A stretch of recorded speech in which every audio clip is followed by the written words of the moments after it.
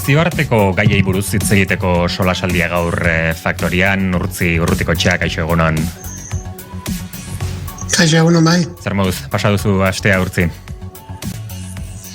Ondo, ez gara kejateko, ondo. Eta gaur Gorka Ugalde ere agurtu behar dugu, nazioarteko gaiak jorratzeko solasaldi honetan. Gorka, kaixo egunon. Opa, egunon. Zu Gorka, Italian zaude, ezta? Florentzian.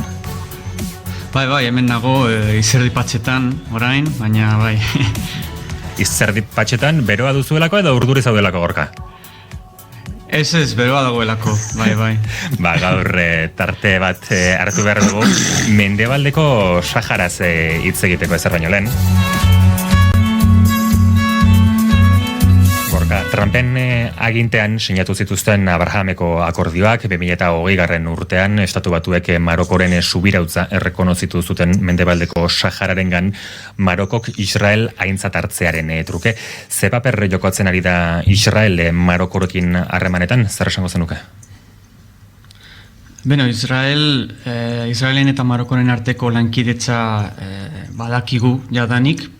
Laurogeko hamarkadatik lankidetza irmoa dute, batez ere, Israelek Maroko armak eta goi mailako teknologia militarrez hornitu du betidanik, batez ere harresia sendotzeko, ezta, lurralde okupatuak eta polisarioak duen menpean lurraldeak banatzen dituen harresia, munduko harresi militar luzeena da. Eta, Trump momentu honetan, testuinguru honetan agertu da bertakari bezala, baina noski ez da bertakari neutrala, Marokoren aldeko aktorea bada. Eta, nire ustez, ikusi beharko dugu negoziazio hauek zeren mugara aigatuko diren. Ze, Marokok ez du arrazoirik bere posizioa aldatzeko, azken batean, polisarioa ez da benetako mehatxua militarki edo diplomatikoki. Beraz, ikusi beharko dugu Algeriak prest badagoen bere posizio historikoa polisarioaren aliatu bezala edo Saharaui resistentziaren bizkarrezurra bezala aldatzeko edo zer eskaini aldio Estatu Batuak bere postura aldatzeko, baina momentu honetan, Algeria oraindik polisarioaren aliatu garrantzitsuena da. Batez ere momentu honetan polisarioak nazioarteko babes asko galdu dituenean, zuek esan duzuen bezala. Esate baterako, Bashar al-Assadek galdu zuen poterea Sirian, berdin Madurok Venezuelan, Iran eta Hezbollah polisarioaren aliatuak dira, eta orain ekialde hurbilan erabateko gerra, eskualdeko gerran daude naziak Israelen eta Estatu Batuen aurka.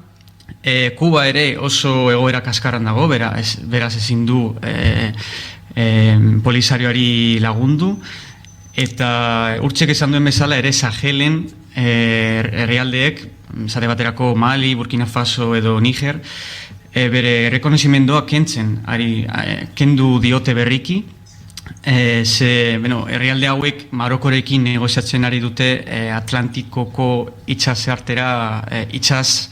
irteera bat Mendebaldeko Saharan aurkitzeko, eta honen truke Marokoren subiranotasuna errekonozitu behar izan dute Mendebaldeko Saharan.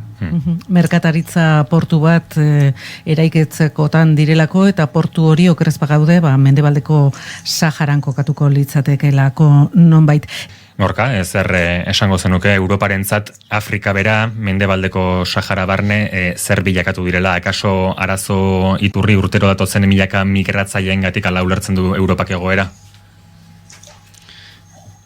Bai, nagusiki bai, baina egia da ere, nire ustez Espainiako politika hau ulertzeko Marokok erabiltzen dituen gerra hibridoko taktikak aztertu behar ditugu. Adibidez, imigrazioa, presio tresnarik zaharregia eta eraginkorrena da nire ustez erabiltzen duena Marokok. 2021an, adibidez, 2021ko maiatzan, ikusi genuen Brahim Galik, polisarioren buruzagia, Espainian zegoela bere COVID-19aren aurkako tratamendua jasotzen zegoela, Marokok ez zuen hau gustoko eta hainbat milaka pertsona bultzatu zituen Zeutako muga hori ireki zuen, eta askok itsasoan hil ziren, horietako asko umeak ziren.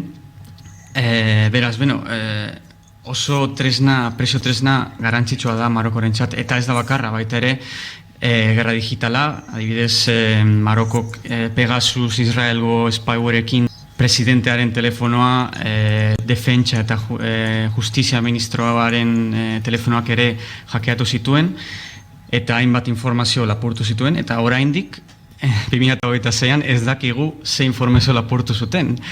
Eta, espekulazioa da, ez da, baina izan liteke txantaje politiko bezala erabiltzen ari dela Maroko Madrilen kontra bere zenbaiten posizio, adibidez, Mendebaldeko Saharako posizio lortzen ari duela informazio honekin.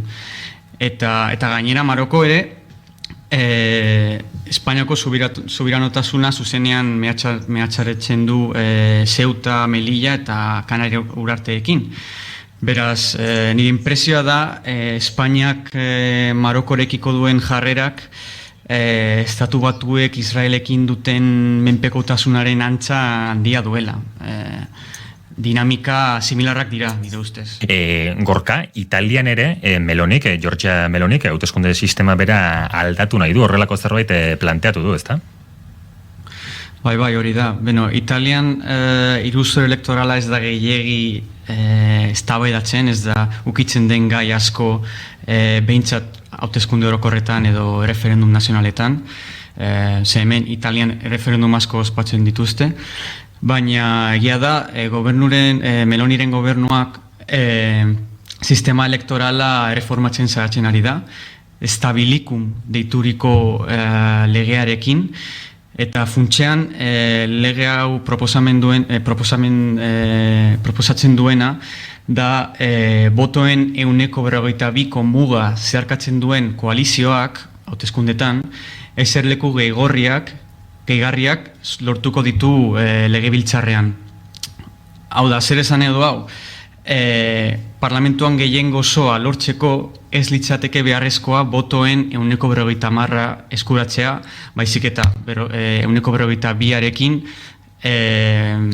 ondo lortu alda, eta hori beraz legea proposatzen duena da gehiengo osoa lortzeko helmuga hurbiltzea, ezta? Meloniren arabera lege honekin blokeo parlamentariak saiheztuko litzateke eta orokorrean Italiako ezegonkortasun politiko historikoa amaituko lirateke.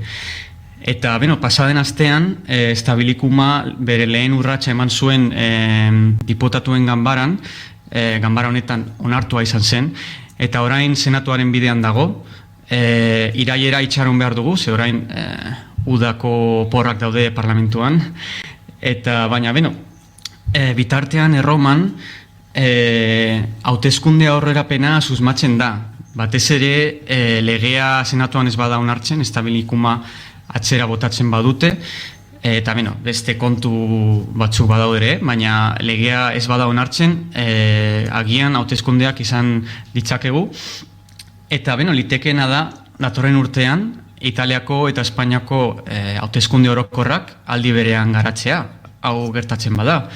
Beraz, urte superelektorala izan dezakegu 2027an Europako hegoaldean.